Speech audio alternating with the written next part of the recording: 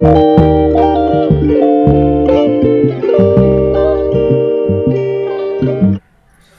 Friends, welcome back to my YouTube channel. ಎಲ್ಲರೂ ಹೇಗಿದ್ದೀರಾ? ಎಲ್ಲ ಚೆನ್ನಾಗಿದ್ದೀರಾ? ನಾವಂತೂ ಸೂಪರ್ ಆಗಿದ್ದೀವಿ. ಇವತ್ತು ಬಸ್ಸಾರು ಮಾಡಿ ತೋರಿಸ್ತಾ ಇದ್ದೀನಿ. ಬಸ್ಸಾರು ಮತ್ತು ಪಲ್ಯ ಎರಡು ಮಾಡಿ ತೋರಿಸ್ತಾ ಇದ್ದೀನಿ. ಬಸ್ಸಾರಲ್ಲೇ ಪಲ್ಯ ಮಾಡೋದು. ಅದನ್ನು ನಾನು ನಮ್ಮನೇಲಿ ಯಾವ ಥರ ಮಾಡ್ತೀವಿ ಅಂತ ನಾನು ನಿಮ್ಮ ಹತ್ರ ಶೇರ್ ಮಾಡ್ಕೋತಾ ಇದ್ದೀನಿ. ಇದು ಮುದ್ದೆಗಂತೂ ತುಂಬಾ ಚೆನ್ನಾಗಿರ್ತದೆ. ಮುದ್ದೆ ಬಿಸಿ ಅನ್ನಕ್ಕೆ, ಚಪಾತಿಗೆಲ್ಲ ಚೆನ್ನಾಗಿರೋದಿಲ್ಲ. ಮುದ್ದೆ ಅನ್ನ ಮಾಡಿದಾಗ ಈ ಥರ ಸಾಂಬಾರು ಮಾಡ್ಕೊ ತಿನ್ನಿ, ಎಷ್ಟು ಚೆನ್ನಾಗಿರ್ತದೆ, ತುಂಬಾ ಚೆನ್ನಾಗಿರ್ತದೆ. ನೋಡಿ, ನಾನು ಇಲ್ಲಿ ಅರ್ಧ ಕಪ್ಪು ತೊಗರಿಬೇಳೆ ತೊಗೊಂಡಿದ್ದೀನಿ. ಅರ್ಧ ಕಪ್ಪು ತೊಗರಿಬೇಳೆನ ಚೆನ್ನಾಗಿ ವಾಶ್ ಮಾಡಿಬಿಟ್ಟು, ನಮಗೆ ನೀರು ಎಷ್ಟು ಬೇಕು ಅಷ್ಟು ಹಾಕೋತಾ ಇದ್ದೀನಿ ಬೇಳೆ ಬೇಯಿಸೋಕ್ಕೆ. ನೋಡಿ, ಅದನ್ನು ಒಂದು ವಿಸಲ್ ಕೂಗಿಸ್ತೀನಿ. ಜಾಸ್ತಿ ವಿಸಲ್ ಕೂಗಿಸ್ಬಾರ್ದು. ಒಂದು ವಿಸಲ್ ಕೂಗ್ಬಿಟ್ಟು ಒಂದು 2 ನಿಮಿಷ ಬಿಟ್ಟು ಓಪನ್ ಮಾಡಬೇಕು. ಆವಾಗ ಬೇಳೆ ಕರೆಕ್ಟಾಗಿ ಬೆಂದಿರ್ತದೆ. ನೋಡಿ, ಒಂದು ವಿಸಲ್ ಆಯಿತು, ಆಫ್ ಮಾಡಿದ್ದೀನಿ. 2 ನಿಮಿಷಕ್ಕೆ ನಾನು ಓಪನ್ ಮಾಡ್ತೀನಿ ಅದನ್ನು.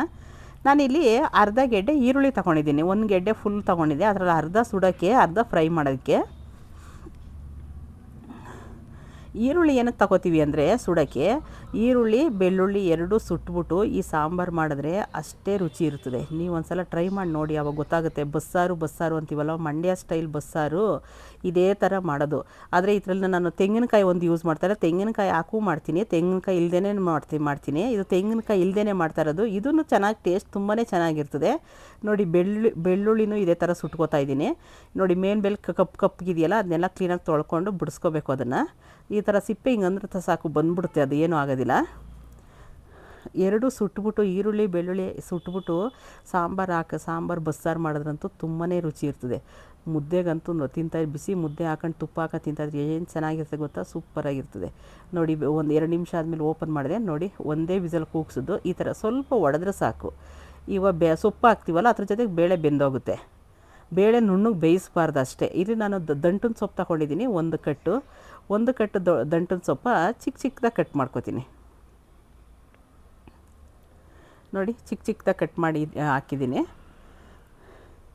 ಬೇಳೆ ಇವಾಗ ಮತ್ತೆ ಸ್ಟವ್ ಆನ್ ಮಾಡಿ ಅದ್ರ ಮೇಲೆ ಸೊಪ್ಪು ಹಾಕಿದ್ದೀನಲ್ಲ, ಇವಾಗ ಸೊಪ್ಪು ಬೇಳೆ ಎರಡೂ ಕರೆಕ್ಟಾಗಿ ಒಂದು 5 ನಿಮಿಷ ಬೆಂದರೆ ಸಾಕು. ಅದ್ರ ಮೇಲೆ ಸ್ವಲ್ಪ ಉಪ್ಪು ಹಾಕ್ತಾಯಿದ್ದೀನಿ, ರುಚಿಗೆ ತಕ್ಕಷ್ಟು.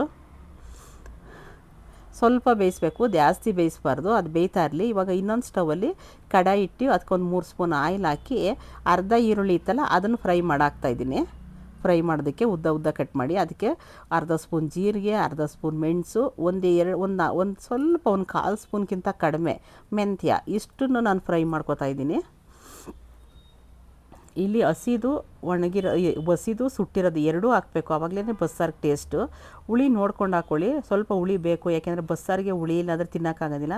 ನೋಡಿ, ಇದನ್ನು ಫ್ರೈ ಮಾಡಿ ಹಸಿ ಈರುಳ್ಳಿ ಇದು ಎರಡನ್ನೂ ಸೇರಿಸಿ ನಾನು ಹಾಕ್ತಾಯಿದ್ದೀನಿ ಮಿಕ್ಸಿಗೆ. ಒಂದು ಟೊಮೊಟೊ ಕಟ್ ಮಾಡಿ ಹಾಕಿದ್ದೀನಿ. ಇವಾಗ ನಾನು ಸೊಪ್ಪು ಬೇಳೆ ಬೆಂದಿತ್ತಲ್ಲ, ಅದನ್ನು 1 ಸ್ಪೂನಷ್ಟು ಇದ್ರೊಳಗಡೆ ಹಾಕ್ತಾಯಿದ್ದೀನಿ. ಇದು ಬಂದು ಮನೇಲೇ ಮಾಡಿಸಿರೋ ಬೇಳೆ ಸಾಂಬಾರು ಪೌಡ್ರು. ಇದನ್ನು ನಾನು 1-2 ಸ್ಪೂನಷ್ಟು ಹಾಕೋತಾ ಇದ್ದೀನಿ. ನೀವು ಜನ ನೋಡಿಕೊಂಡು ಎಷ್ಟು ಜನಕ್ಕೆ ಬೇಕೋ ಅಷ್ಟು ಜನಕ್ಕೆ ಮಾಡ್ಕೋಬೋದು. ಸಾಂಬಾರು ಪುಡಿ ತುಂಬಾ ಚೆನ್ನಾಗಿತ್ತು. ಸಾಂಬಾರು ಪುಡಿನೂ ಅದ್ರೊಳಗಡೆ ಹಾಕಿ, ಅದ್ರ ಜೊತೆಗೆ ಸ್ವಲ್ಪ ಕೊತ್ತಂಬರಿ ಸೊಪ್ಪು ಹಾಕಿ ನೈಸಾಗಿ ಪೇಸ್ಟ್ ಮಾಡಬೇಕು. ಇದನ್ನು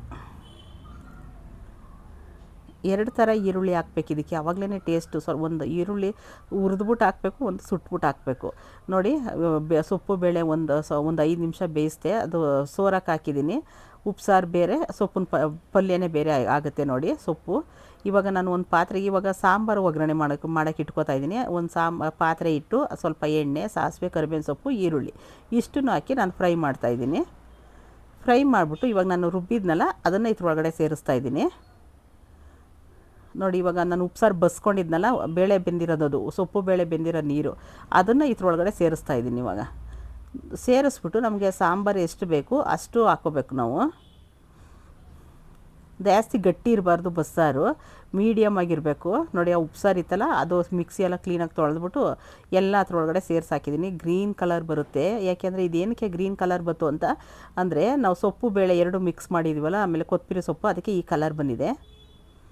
ಇದಕ್ಕೆ ತೆಂಗಿನಕಾಯಿ ಒಂದು ಹಾಕಿದ್ರೆ ಅದೂ ಟೇಸ್ಟ್ ಚೆನ್ನಾಗಿರ್ತದೆ. 2 ಥರ ಮಾಡ್ಬೋದು ಬಸ್ಸಾರನ್ನ.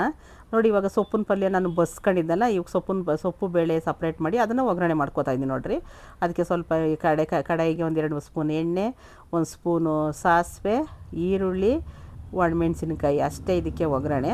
ಲಾಸ್ಟ್ ಸ್ವಲ್ಪ ತೆಂಗಿನಕಾಯಿ ತುರಿ ಹಾಕ್ಬಿಟ್ರೆ ಒಗ್ಗರಣೆ ಸೊಪ್ಪಿನ ಪಲ್ಯ ರೆಡಿ ಆಯಿತು. ನೋಡಿ ಈರುಳ್ಳಿ ಸ್ವಲ್ಪ ಮೆತ್ತಗಾಗಬೇಕು. ನಮ್ಮ ಮಂಡ್ಯ ಕಡೆ ಎಲ್ಲ ಜಾಸ್ತಿ ಹೋಟ್ಲಲ್ಲೆಲ್ಲ ಈ ಥರ ಸಾಂಬಾರು ಮಾಡ್ತಾರೆ. ಹೋಟ್ಲಲ್ಲಿ ಉಪ್ಸಾರು ಬಸ್ಸಾರು ಎಲ್ಲ ಮಾಡ್ತಾರೆ ನೋಡಿ. ಅದನ್ನ ಒಳಗಡೆ ಹಾಕಿ ಸ್ವಲ್ಪ ಫ್ರೈ ಮಾಡ್ಕೊಳ್ಳೋದು ಅಷ್ಟೇ. ಸೊಪ್ಪಿನ ಪಲ್ಯ ಅಂತೂ ತುಂಬಾ ಚೆನ್ನಾಗಿರ್ತದೆ, ತಿನ್ನೋದಕ್ಕಂತೂ ಸಖತ್ತಾಗಿರ್ತದೆ ಸೊಪ್ಪಿನ ಪಲ್ಯ. ಏಕೆಂದ್ರೆ ನಾನು ಇಲ್ಲಿ ತೆಂಗಿನಕಾಯಿ ಹಾಕ್ತಾಯಿಲ್ಲ, ತೆಂಗಿನಕಾಯು ಹಾಕೋಬೋದು ಅದ್ರ ಮೇಲ್ಗಡೆ. ಸ್ವಲ್ಪ ತೆಂಗಿನಕಾಯಿ ಇತ್ತು, ಅದನ್ನು ಸೇರಿಸಿದ್ದೀನಿ. ತೆಂಗಿನಕಾಯಿ ಏನಕ್ಕೆ ಹಾಕಿಲ್ಲ ಸಾಂಬಾರಿಗೆ ಅಂದರೆ, ನಾನು ತೆಂಗಿನಕಾಯಿ ಹಾಕಿದ್ರೆ ಬೇರೆ ಥರ ಟೇಸ್ಟ್ ಬರುತ್ತೆ. ಅವ್ರಿಗೆ ತೆಂಗಿನಕಾಯಿ ಇಲ್ಲದೇ ಮಾಡಿ ಅಂತ ಹೇಳಿದ್ರು. ಅದಕ್ಕೆ ನಾನು ಪಲ್ಯಕ್ಕೆ ಮಾತ್ರ ಸ್ವಲ್ಪ ತೆಂಗಿನಕಾಯಿ ಹಾಕ್ಕೋತಾ ಇದ್ದೀನಿ. ನೋಡಿ ಪಲ್ಯನೂ ರೆಡಿ, ಸಾಂಬಾರು ರೆಡಿ. ನೋಡಿ ಈ ವಿಡಿಯೋ ಇಷ್ಟ ಆದಲ್ಲಿ ಲೈಕ್ ಮಾಡಿ, ಶೇರ್ ಮಾಡಿ, ಕಮೆಂಟ್ ಮಾಡಿ.